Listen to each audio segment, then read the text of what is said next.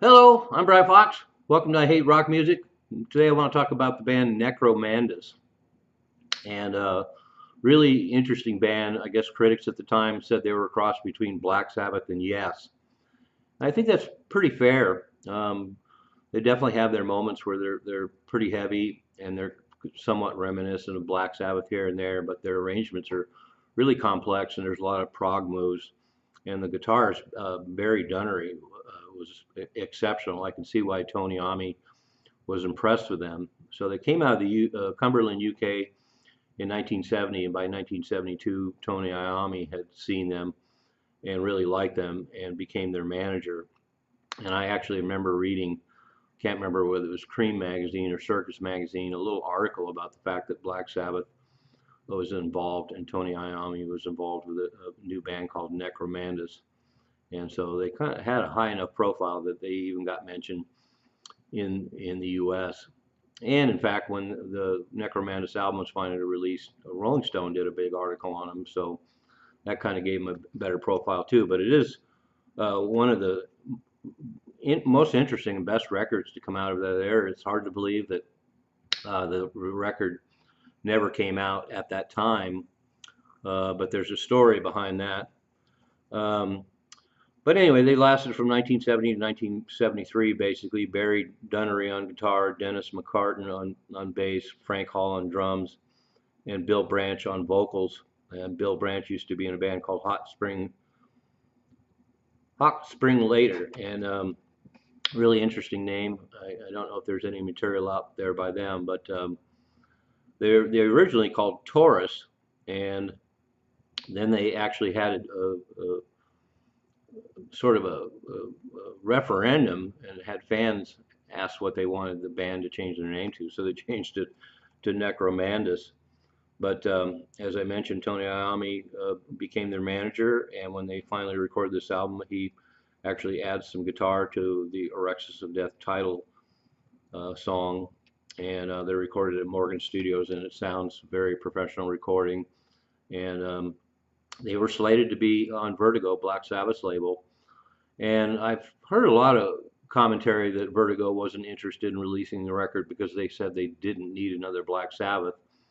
But I dismiss that because they really don't sound anything like Black Sabbath, and they would have definitely been at home in Vertigo Records.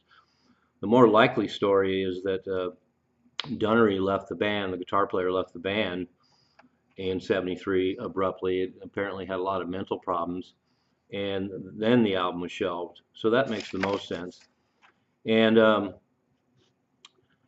the record, for me, it kind of reminds me somewhat of Wishbone Ash in certain places because of the guitar interplay. There's a lot of great guitar overdubs.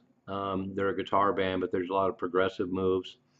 And on the studio record, the vocals are, I'd say, of the era. Not They don't bully over, but they're more than adequate for the record, and they're strong. But then when you get the live material, you can tell that singer really had something, and he does have some moments that are Ozzy Osbourne-esque. And I think they would have done better recording the album and having his vocals a little more pronounced and a little more dramatic, like they are in the live material. And live, they definitely delivered. Once again, they don't come across as a super heavy band, but they definitely packed a wall live, and all their intricate progressive interplay really comes out. And of course, live they skip some of the more soft material. And on the live record, there's a couple of tunes that didn't show up on the studio record, Judy Green Rocket, although there is a demo of that out there, and then a song called Limpet Man. And so you get to hear a little bit more of what they're capable of.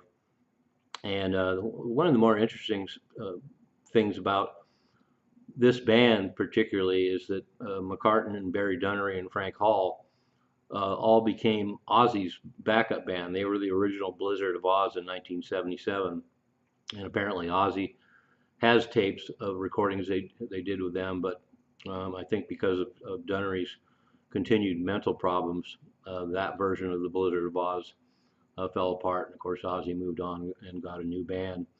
But Dunnery and Hall, Frank Hall and Barry Dunnery showed up in another band called Hammerhead. Um, and then everything just kind of dissipated, although there was a couple of attempted reunions. And then later on in 2017, a new version of Necromandus surfaced that reworked a lot of their old material. But the only guy left was the original drummer, Frank Hall. So to call it Necromandus is kind of misleading. But most of the members are dead now. They all passed away pretty early in their 50s, which is kind of tragic. But the record itself didn't finally get released until 1991, originally as a record called Quicksand Dream. And it was basically an alternate version of the album that was released, which finally got released, I think in 1999, Rexes of Death. And there's a twofer that has the studio album, the live album together, but you can also buy them separately. But boy, I'll tell you that Barry Dunnery, I can see why Tony Iommi would be impressed with him. He has a total command of hard rock material, but he has a lot of jazz influence too, and is a stunning player. And so there's a lot of great lead work on this record, and really a shame that they didn't make their mark in the day, because it would have been a very notable album for 1973. But there you have it, Necromandus. It seems in some ways they might have chosen the name in reference to the doomy band name Black Sabbath. It seems to go hand in hand. But wow, what a great record! As I just mentioned, if this had come out in 1973, we'd be telling a whole different story right now. But well worth it. As always, I'll post it below and check it out if you like that early 70s UK sound, complex arrangements, some prog moves, excellent guitar work, great leads, and some interesting dark lyrics. Then you definitely have to check out Necromandus. I'm Brian Fox. Thanks for watching I Hate Rock Music.